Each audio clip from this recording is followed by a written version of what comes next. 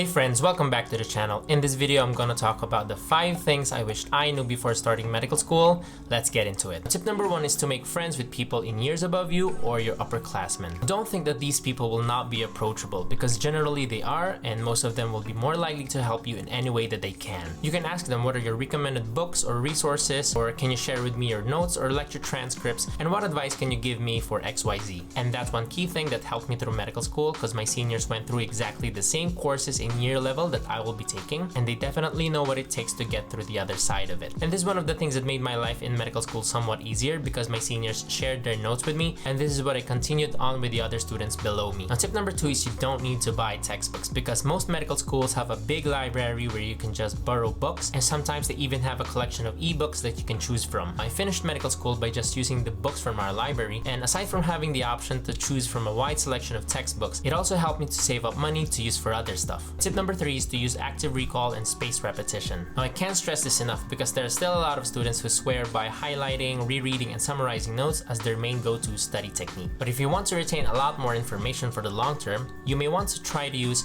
active recall and spaced repetition. Now, this is according to several studies that when you exert more effort in retrieving information, the more that information gets encoded into your long-term memory. Tip number 4 is have a social life. Now, please don't think that you would have to give up your non-medical hobbies and passions when you're in medical school, because there are still a lot of medical students who can still manage to go to the gym, do mountaineering on the weekends, and some even started a family. There are a lot of other things like social events, joining clubs and societies, and nights out, and these things actually make being a medical student so much more fun and will probably help in preventing burnout in the long run. Now, tip number 5 is it's okay to fail. Now, if you studied as much as you can and you did your best and you still did not do well in your exam, that's okay. How difficult the subject is, how unfair the questions may seem, and how the results turn out to be, these are not within your sphere of control. As Ryan Holiday mentioned in his book, The Daily Stoic Meditation, the single most important practice in Stoic philosophy is to differentiate between the things that we can change and the things that we can't. And then we focus all our energy, time, and effort in changing the things that we can. Reflect on the things that you could have done better and what you can do moving forward, whether it's changing your approach, study techniques, or time management strategies. Now, if you like this video and you want to learn strategies for studying and time management, check out this video playlist over here, which has some of the videos I made for studying